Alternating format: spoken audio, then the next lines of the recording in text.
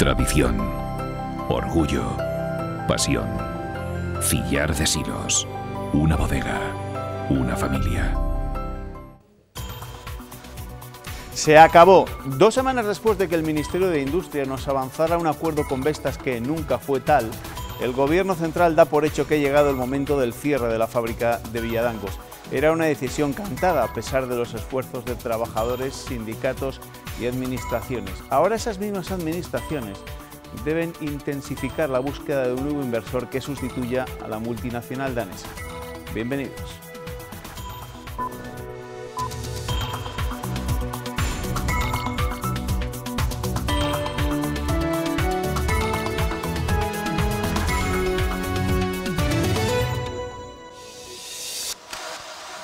Los trabajadores de Vestas han protagonizado nuestra imagen del día en varios informativos y hoy también tenía que ser así. Confirmado el cierre, la multinacional no cambia el discurso y aboca a los trabajadores al peor escenario posible. La presión en Europa, las gestiones desde el Gobierno central o la Junta y el esfuerzo de la plantilla por convencer a la multinacional de una solución pactada no dan, de momento, resultados. El Gobierno lo confirma, no hay marcha atrás. El cierre de Vestas en Villadangos es definitivo. Que ese cierre se va a producir, o sea, no podemos generar falsas esperanzas ni falsas expectativas en este punto. Industria aclara que sigue trabajando en un marco de actuación para paliar las consecuencias del cierre. Transmitir un mensaje serio y de responsabilidad ante todo el ruido de los últimos días. Desde el Gobierno seguimos liderando y seguimos trabajando en la posibilidad de llegar a un acuerdo responsable con todas las partes. También continúa la búsqueda de un nuevo inversor. Trabajo arduo, dice, y conjunto con Vestas, de la que valora su voluntad de mantener la planta en buen estado y no maximizar el beneficio cuando ese potencial inversor quiera acceder a ella. No es trabajo de un día, no es trabajo de una semana. Lo que sí ha hecho ya el Ministerio es crear un grupo de trabajo para que las autonomías elijan criterios para el reparto de 870 millones de euros para planes de reindustrialización. La ministra propone que el reto demográfico sea prioritario. Castilla y León añade la dinamización de las comarcas mineras, donde evidentemente hay un déficit de industria que se va a acentuar más con la política de otra de las ministras del Gobierno. También pide apoyo a planes de la Junta como los de Miranda, Béjar, Benavente o Garoña. La intención es que los fondos se puedan ejecutar antes de que acabe el año. El caso, ya lo ven, es que Vestas volverá a ser protagonista en nuestro tiempo de tertulia. Un tiempo de tertulia que voy a compartir esta noche con 2 periodistas. Una de ellas además es un fichaje, una compañera desde hace ya unos cuantos años, pero fichaje esta temporada en el tiempo de tertulia. Leticia Sánchez, su directora de informativos de Castilla y León Televisión, bienvenida a tu casa, claro está. Buenas noches, gracias, Juan. Buenas noches. Isabel Jimeno, ¿qué tal? Bienvenida, buenas noches. Buenas noches. Bueno, y con la prensa llega Ernesto Escapa. Me ha avanzado ya antes, Ernesto, buenas noches. Buenas noches. Que vas a empezar con titulares bastante Sí, con 2 titulares de género abyecto. Preocupantes, sí. Sí, Diario de León destaca en su primera que unos padres acusados de maltrato a su bebé porque lloraba se enfrentan a 11 años de cárcel. El fiscal les atribuye otros 2 delitos de lesiones por lanzar al niño de 3 meses contra la bañera y causarle rotura del húmero. Y también Diario Palentino destaca en su primera esta noticia. Una adulta y 2 menores serán obligadas a prostituirse en una vivienda. La Fiscalía solicita penas de 11 años de cárcel para el hombre y la mujer que supuestamente las captaron en Internet con el fin de lucrarse. Diario La Razón destaca en sus páginas de Castilla y León que la Junta y la Federación Regional de Municipios y Provincias dan nuevos pasos para facilitar la conciliación laboral y familiar. La Consejería de Familia destina 3 millones para ayudar a las entidades locales a financiar los centros infantiles públicos. Y El Norte de Castilla destaca en su portada que la prescripción del delito deja fuera a 10 de los 14 investigados por manipular el Plan General de Ordenación Urbana. La Audiencia de Valladolid juzgará a los técnicos y saca de la causa a promotores y particulares. También el Diario de Valladolid, El Mundo, destaca en su primera este mismo asunto. El juez archiva ahora el caso Plan General de Ordenación Urbana a 10 imputados al prescribir el delito, tras 10 años de instrucción de la causa. Y el diario ABC destaca en las páginas de Castilla y León que los transportistas alertan de la pérdida de cientos de empleos si cierran las térmicas. Y recuerda que en Castilla y León hay 3 de las 4 térmicas que existen ya han anunciado que no seguirán. Diario de León destaca también en su primera: la plantilla exige que Vestas entregue su planta porque es el peaje que debe pagar. El Gobierno confirma ahora el cierre definitivo e insiste en buscar un acuerdo. Diario de Ávila: las autopistas Ávila-Madrid seguirán en manos privadas al menos hasta el año 2031. Y por último, el diario de Valladolid, El Mundo, destaca en las páginas de Castilla y León que Castilla y León crea un consejo asesor para ejecutar la Ley de Memoria Histórica, que es el primer órgano de España que no está presidido por un dirigente político.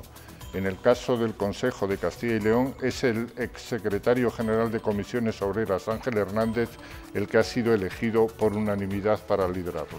Gracias, Ernesto. Luego hablaremos también en el tiempo de tertulia de ese consejo asesor, pero antes vamos a comenzar a hablar con mis tertulianas de Vestas, un asunto del que hemos hablado mucho durante las últimas semanas y evidentemente en todos hemos coincidido, porque prácticamente nadie daba un duro acerca de que hubiese sido posible un acuerdo que salvase la factoría y por tanto los cerca de 400 empleos. Pero es que justo hoy se cumplen 2 semanas desde aquella rueda de prensa fallida en las que nos iban a anunciar desde el Ministerio de Industria un acuerdo con la multinacional danesa. Pero no ha sido así. Esto ya se acabó definitivamente. Sí, se acabó definitivamente, pero es que lo que desconcierta un poco fue la actitud del Ministerio justo hace 15 días, porque hoy hemos visto al secretario general de Industria confirmar lo mismo que se intentó vender hace 15 días como un acuerdo y que bueno, tanto la Junta como el propio Partido Socialista aquí, como los sindicatos, la Fundación Anclaje, le hicieron ver que no había nada nuevo, que Vestas no ofrecía nada, que era solo pues, mantener las instalaciones hasta el 31 de diciembre de 2018 y nada más para facilitar que un tercero llegase. Sí, fue una tarde de nervios en la que yo no sé, seguro, nos agarramos a un clavo ardiendo pensando en que en el último momento podía haber algún tipo de solución, pero es que ahora no hay solución. Se cierra la planta definitivamente y la multinacional tampoco ha dicho absolutamente nada acerca de que pueda facilitar la llegada de un nuevo inversor. Es una multinacional que tiene la decisión tomada desde hace tiempo, es la crónica de una muerte anunciada, por más que hace 15 días el Ministerio intentase vender un acuerdo para intentar salvar la planta. Llegó en un momento en el que también había muchas malas noticias para León, con las térmicas, el carbón. Era intentar vender una buena noticia, porque es otro palo para el empleo, para la economía y para el tejido social de León. Y Vestas tiene la decisión muy tomada y no parece muy partidaria de intentar dejar las instalaciones a otra empresa, ni siquiera, hombre, lo del compromiso de mantenerlas, normal, no creo que las vaya a prender fuego.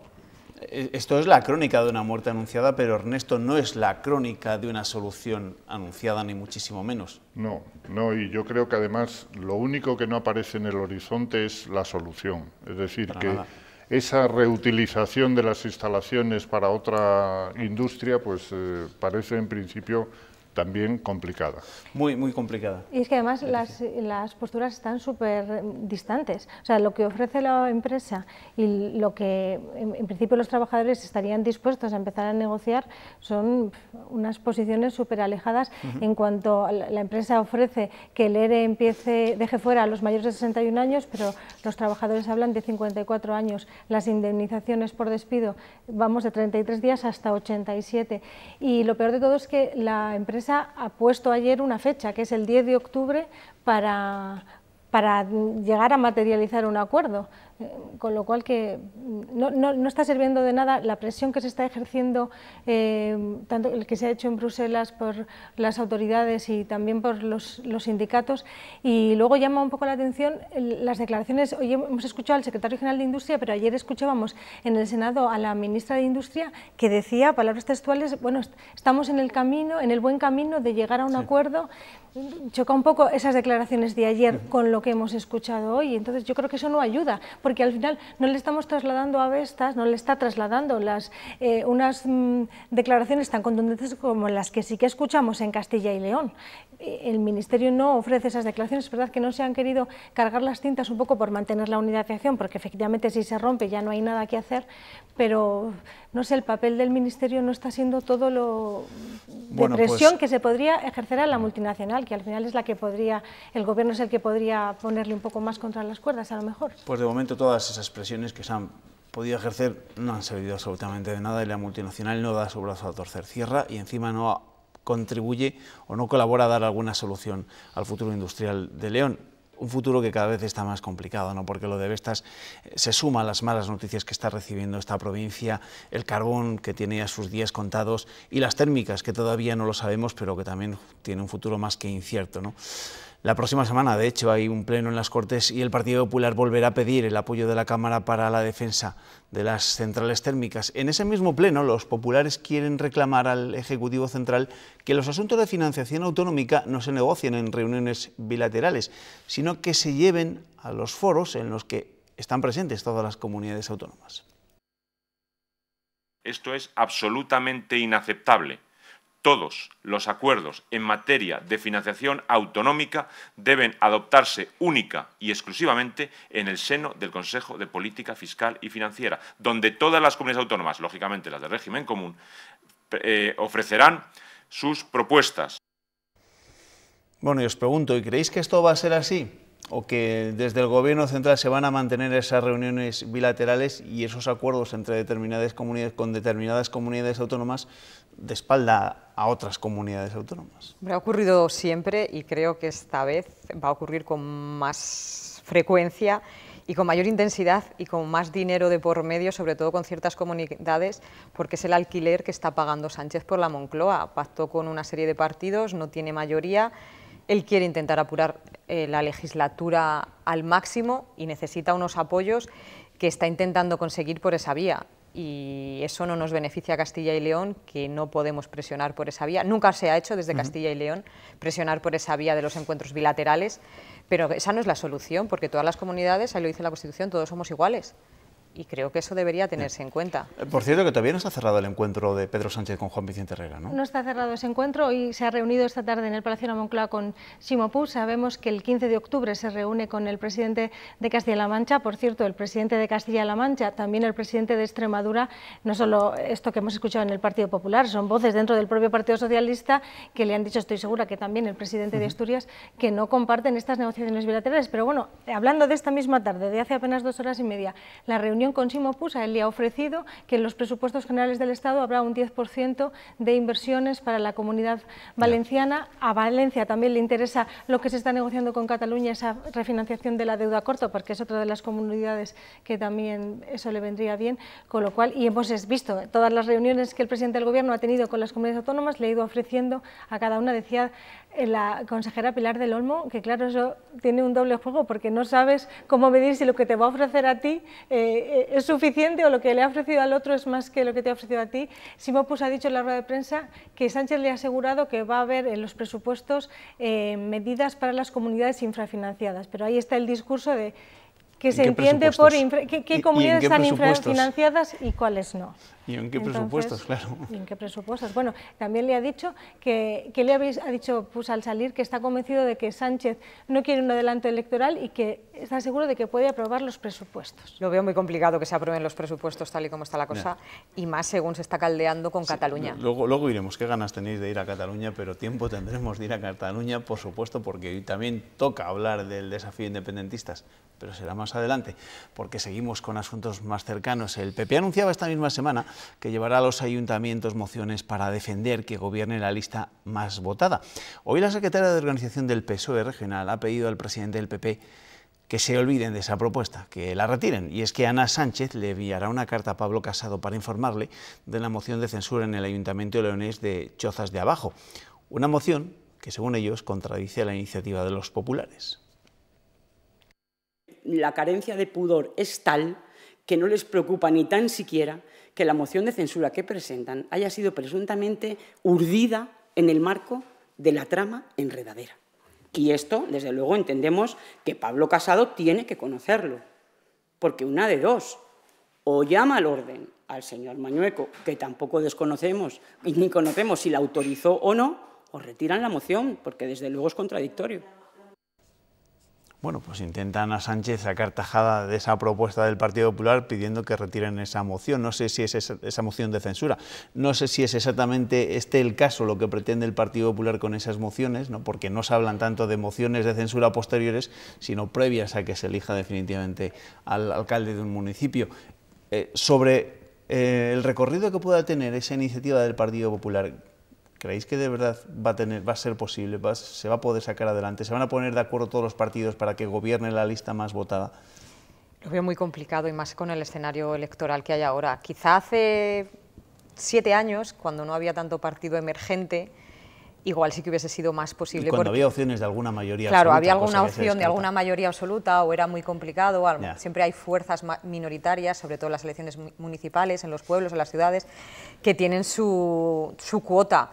Pero ahora que no hay posibilidades de mayoría absoluta, aquí todos van a intentar gobernar, intentar el pacto como quieran, y las declaraciones, tanto la moción que quiere llevar el PP a los ayuntamientos, que va en consonancia con una iniciativa que van a registrar o han registrado en el Congreso de los Diputados, no es algo solo de Castilla y León, aunque haya dicho Ana Sánchez que es algo de Castilla y León. Como las declaraciones de Ana Sánchez están en clave electoral de esta precampaña continua en la que vivimos y de la que nos queda mucho por vivir hasta las elecciones municipales y autonómicas de mayo, las europeas y las nacionales cuando lleguen en algún momento. Y todo va en ese sentido. Lo veo muy difícil también veo muy difícil que prospere esa iniciativa. Y lo que ha dicho Ana Sánchez sobre esa moción de censura en Chozas de Abajo vinculada a la trama enredadera que ha desalojado al PSOE de Chozas de Abajo, de un pueblo de León, pues ellos también querían quitar el que gobernase el partido más votado, el León Capital, con esa moción que no llegaron a presentar, también vinculada por esa... Entonces, no lo sé. El caso es que es complicado, que este tema tenga bueno, recorrido. Esta moción lo que traslada es un poco lo que ofreció Pablo Casado en su discurso cuando fue elegido presidente del Partido Popular, que gobernó la lista más votada con un plus de 50 diputados a nivel nacional, y luego esto en los ayuntamientos. Coincido con Isabel, yo creo que esta moción simplemente tiene el recorrido de presentando a los dos ayuntamientos, pero no va a salir. Además habría que modificar la ley electoral y ni Podemos ni Ciudadanos están por la labor de... Y evidentemente seguro que este es uno de los asuntos que se volverá a plantear cuando empiece esa eterna precampaña que nos anuncia con bastante temor Isabel Gimeno, pero es que basta ir, está de hecho a la vuelta de la esquina. Este miércoles se ha constituido el Consejo Asesor de la Memoria Histórica, que estará presidido por el exsecretario general de Comisiones Obreras, Ángel Hernández. Una elección que se ha llevado a cabo por unanimidad, por entender que Hernández es un hombre independiente, de consenso y un magnífico negociador, según ha destacado el propio vicepresidente de la Junta. José Antonio de Santiago Juárez ha señalado que la semana que viene se dará a conocer el reparto de las subvenciones para las asociaciones de la memoria histórica, y sobre la exhumación de Franco, de Santiago Juárez pide que se empiece a hablar de los vivos, no tanto de los muertos. Vamos a hablar de los problemas de los vivos. Y está muy bien que saquen a Franco del Valle de los Caídos. Si es que no pinta nada, porque él no fue caído en la guerra. Primero, no pinta nada allí, para empezar a hablar. Y segundo, que sí, que le saquen ya. Pero para hablar de los problemas de los vivos. Bueno, vamos a hablar de los problemas en general. Es verdad que esto ya lo había dicho en otras ocasiones el vicepresidente de la Junta, pero como se le entiende tan clarito, me apetecía volver a recordarlo. Ha repetido ese discurso porque, bueno, eso ya hemos avanzado de la exhumación de Franco, pero ahora como la familia lo quiere trasladar a la Catedral de la Almudena, había una pregunta en la rueda de prensa en ese sentido. Ahí de Santiago Juárez no ha querido entrar, pero Guido se ha vuelto a repetir el discurso de que lo saquen ya que hay más problemas y bueno, se refería, entre esos problemas le preocupa a la Junta la sanidad y cómo financiar el gasto que conlleva la sanidad. Ya ha recordado el vicepresidente de la Junta que este Consejo Asesor se pone en marcha en Castilla y León, antes, por ejemplo, que en una comunidad como la andaluza, donde se habla desde hace ya bastante tiempo de la memoria histórica, ¿no? Donde parece que había más compromiso con la memoria histórica. Sí, sorprende que en Castilla y León se haya dado ese paso. con un gobierno del Partido Popular que siempre se le ha cuestionado tanto en ese sentido en cuanto a la memoria histórica, y el hecho de que hayan elegido a Ángel Hernández como cabeza de ese consejo asesor y que hayan destacado su capacidad de negociación, pues espero que lo haga muy bien. Y como decía de Santiago Juárez, en cuanto a Franco, pues sí, que dejemos de hablar de este tema que llevamos semanas y semanas y semanas y todavía sigue ahí, pues que se solucione. Sobre Ángel Hernández, hoy Leticia recordaba en la información sobre la creación de este Consejo Asesor que el día de su despedida, cuando dejaba el cargo de secretario general de Comisiones Obreras en Castilla y León, lo que pedía abiertamente es que se acabasen precisamente con los muertos en las cunetas. Sí, fue uno de los momentos más llamativos de su intervención. Además fue al final del discurso y bueno, él recordaba, él decía que su familia no era de izquierdas, que no tenía ningún represaliado de la guerra civil, pero que basta ya. Y entonces se dirigía expresamente al presidente de la Junta que estaba allí para decir que hicieran algo y que hicieran algo pronto, por la dignidad de las familias. Y es porque estamos llegando a un momento que las generaciones estamos llegando a segunda generación, tercera generación, si no se produce ahora esas exhumaciones, pues esas familias ya van a fallecer sin poder recuperar. Y luego va a ser clave, esta mañana el consejero se refería al Centro Documental de Salamanca, donde puede haber mucha información, porque documentadas por el Ministerio de Justicia hay como unas 200 fosas, o entre 200 y 300 en Castilla y León, y ya se han exhumado 1.900 cuerpos, pero también pueden ser claves en estas identificaciones y exhumaciones los archivos que tenga la Guardia Civil, porque la Guardia Civil hacía atestado de los fallecidos que a lo mejor les ajusticiaban en el camino de un trayecto a otro. Allí donde habían caído los enterraban y ahí se levantaba un atestado, no se buscaba justicia, no se seguía nada más. Y ahí puede ser no solo el archivo de Ávila que se va a abrir ahora, entonces al final puede haber muchas más fosas de las que se documentan ahora en el Ministerio de Justicia. Ernesto, quiero conocer tu opinión sobre este asunto. Sí, pues a mí me parece que la decisión de la Junta y del vicepresidente en este caso ha sido rápida y brillante. Yo creo que la solución de encargar a Ángel Hernández que encabece este comité me parece la mejor imaginable. Bueno, tenían ganas mis tertulianas de llegar al punto clave de estos días en la actualidad nacional, que no es otro que el desafío independentista en Cataluña. Después de su ultimátum de ayer, hoy Quim Torra le ha enviado una carta a Pedro Sánchez, donde le pide una reunión urgente para tratar la autodeterminación de Cataluña. El órdago de Torra ha puesto de relieve la división en el independentismo. A Esquerra no le gusta y desde la CUP ya están cansados de esperar el advenimiento de una república que no acaba de llegar. Con esta carta, Quim Torra le pide a Pedro Sánchez una reunión urgente para hablar de la autodeterminación, aunque a diferencia de su provocación de este martes, en esta correspondencia no plantea ultimátums. El presidente de la Generalitat tampoco se ha referido a su órdago en el Parlamento catalán. Sí lo ha hecho su mentor desde Ámsterdam. Que la paciència de la societat catalana no és infinita. También lo ha hecho la oposición, que le pide que reconozca que la independencia no es posible, como le ha espetado Arrimadas enarbolando la bandera española. Y ni usted ni sus comandos separatistas van a hacer desaparecer esta bandera de Catalunya. Recordi una cosa que crec que vostè, que és un amant de la història, Catalunya, quan ha jugat al tot o res, ha perdut sempre. La semilla totalitaria se aparte de la vida pública. El señor Torra debe dimitir. Perquè jo feia temps que no escoltava un discurs tan troglodita com el seu. Torra dedicaba improperios al PP mientras trataba de afianzar el bloque soberanista. O ho fem tots, entre tots junts, o no ens en sortirem. Ha pedido unidad ante las fisuras entre los independentistas. Para la CUP, la Generalitat no avanza hacia la secesión y Esquerra Republicana se desmarca del órdago de Torra. De hecho, Gabriel Rufián le ha advertido al presidente catalán que los ultimátums los carga el diablo. Y veremos cómo mis tertulianas interpretan lo que ha ocurrido hoy en el seno del independentismo. Se ha reflejado después del ultimátum de ayer de Quim Torra la división entre Esquerra Republicana y no voy a decir el PDeCAT, sino Junts per Sí o la lista puesta a dedo por el propio Puigdemont. Se ha escenificado, lo hemos visto en esas palabras de Gabriel Rufián, pero bueno, yo lo que querría decir es que me da la sensación de que estamos viviendo un déjà vu, o sea, este escenario ya lo hemos vivido. Totalmente. Lo hemos vivido hace un año, un poco antes, no fue en octubre, un poco antes, con otros actores, porque estaba Puigdemont, estaba Mariano Rajoy, estaba la vicepresidenta del Gobierno, ahora está Quim Torra.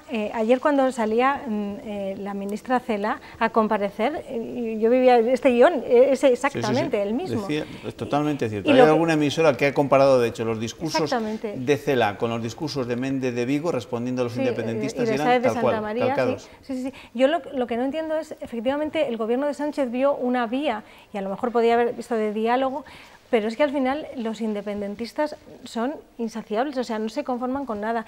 Y lo que hemos visto con ERC lo vimos también con Puigdemont. Entonces Junqueras era como la voz más de llegar y de buscar un diálogo, de buscar un acuerdo, y Puigdemont fue el que al final llevó al límite hasta declarar la independencia, que el 27 de octubre.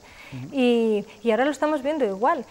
Junqueras desde la cárcel sería el que está buscando, Rufián, lo hemos visto en sus palabras, una posición más dialogante, y Quim Torra, que no lo olvidemos, es la persona que designó Puigdemont, y de sus artículos vimos al comienzo que era todavía muchísimo más radical. No sé qué se puede esperar, es que no sé qué esperaban. Yo creo que estaban divididos ya, lo único que ahora se está escenificando, porque lo único que les unía eran esas ansias de separatismo, que es lo único de lo que quieren hablar. No sé de qué quiere hablar con Pedro Sánchez Quim Torra, porque su único objetivo es la independencia. O sea, si tú planteas un diálogo y una negociación en la que tu objetivo está claro y no estás dispuesto a ceder ni a negociar nada, pues difícilmente vas a llegar a un entendimiento. Y el Gobierno, como decía Leticia, no sé qué había visto para intentar una vía cuando... los independentistas tienen muy claro su objetivo, y con cada presidente que ha ido pasando por la Generalitat, la situación se ha ido enquistando y se ha ido radicalizando mucho más. ¿Y creéis que mantendrá Quim Torra su ultimátum de ayer? Pues una fecha.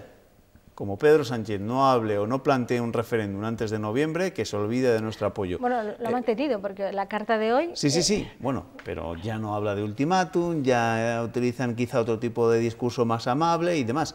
Y sobre todo, la semana pasada, no tenemos que olvidarlo, el propio Pedro Sánchez dijo en Nueva York que si los independentistas optan por el conflicto, habrá elecciones.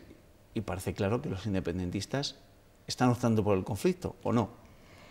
Hombre, pues tendrán que medir cada uno qué fuerza política tienen de cara a unas elecciones. Pedro Sánchez se juega a seguir en la Moncloa, y los independentistas, si no cumplen eso, tendrán que someter elecciones, porque la sociedad en Cataluña cada vez está más dividida y no puede seguir así, porque están creando un problema donde había un problema, pero lo están agrandando muchísimo más, y creo que los independentistas no lograrían el mismo resultado que lograron hace un año en ese supuesto referéndum que hicieron el día 1 de octubre, en el que podía votar todo el mundo independientemente de donde quisieras. Yo estaba en Barcelona ese día, pero no me dio tiempo a ir a votar, pero hubiese intentado y seguro que había colado y había entrado. El problema es que unas nuevas elecciones en Cataluña, que sugería Isabel, la sociedad está dividida, pero seguiría más, porque ya lo hemos vivido. Se hicieron unas elecciones para intentar que saliera otro resultado, y salió el mismo resultado, con más escaños en el Parlamento, con más votos para...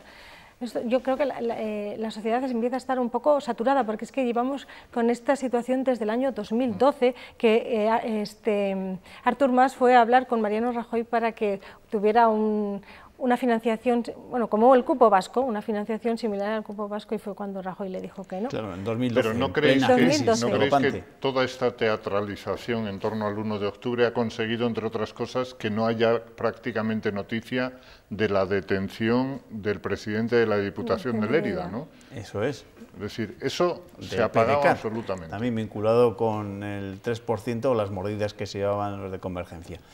Y así ha sido, eso es. En este octubre de aniversarios en Cataluña no podemos olvidar que este miércoles se cumplía un año del discurso del rey. Es en el que don Felipe VI se ponía en la vanguardia de la defensa del Estado de Derecho. Una efeméride que no ha querido olvidar nuestro quinto tertuliano. No puedo pegar ojo, Juanma. Hoy justo hace un año que abrimos por primera vez el kit de emergencias nacionales. Porque nuestros principios democráticos son fuertes, son sólidos. Ay, espero que no tengamos que abrirlo muchas más veces. Por lo menos tan tarde. Que no son horas, Juanma. No son horas. Bueno, y un año después de sacar ese kit de supervivencia a través del discurso contundente del rey Felipe VI, hay medios de comunicación que recuerdan que esa idea no gustaba absolutamente nada al gobierno de Mariano Rajoy, que entendían que el rey igual en ese momento no tenía que hablar, pero es verdad que el rey, entre el referéndum ilegal del 1 de octubre y su discurso, creo que dejó pasar en torno a 2 o 3 días en los que desde el gobierno tampoco había una respuesta contundente a ese desafío soberanista. Bueno, es que el gobierno quedó un poco noqueado con esa situación que se produjo de violencia, con esas urnas que aparecieron, que había dicho que no iba a haber. Y además, pero bueno, también hay que entender, el discurso del rey se produjo también en la jornada del 3 de octubre, después de una huelga general que paralizó Cataluña. Sí, sí. Y es que preocupaba también la situación económica y la situación de división. El mensaje del rey también fue un poco por ahí, para atajar un problema que, bueno, lo que hemos visto es que un año después sigue igual o peor.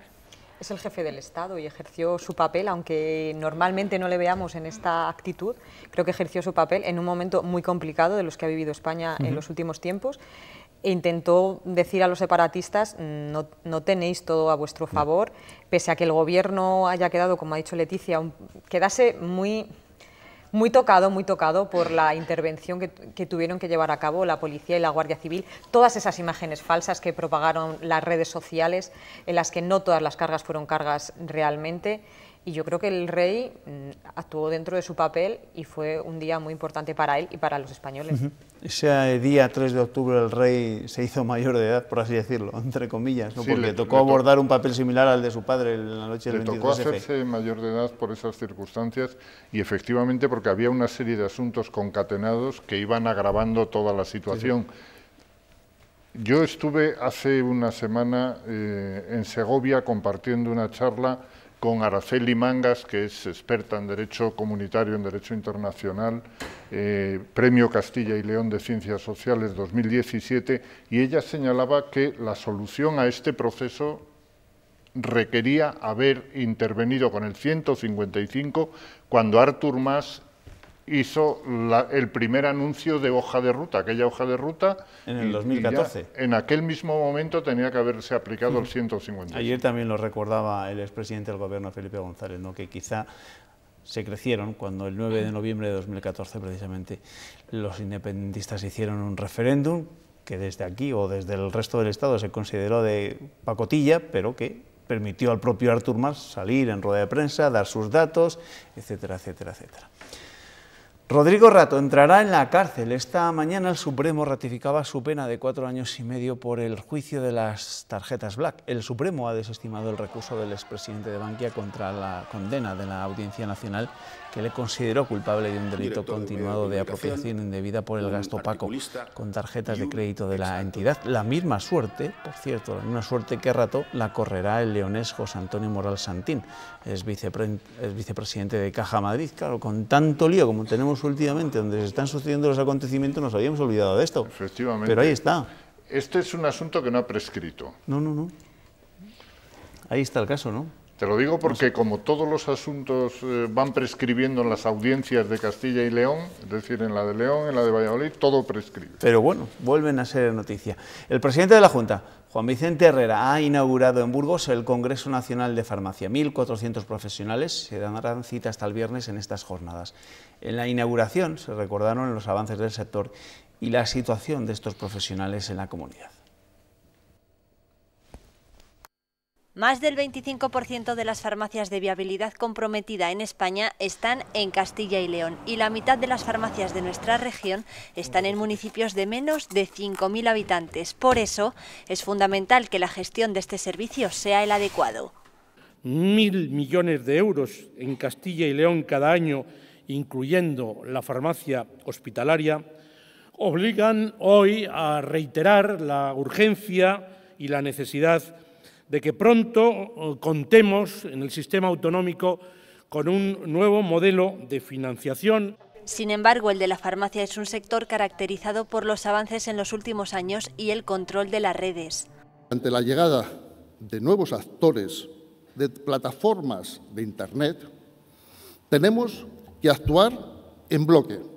La innovación es uno de los ejes centrales de trabajo entre los farmacéuticos, además de la atención al paciente y el modelo de farmacia existencial, que también debe estar presente en Europa.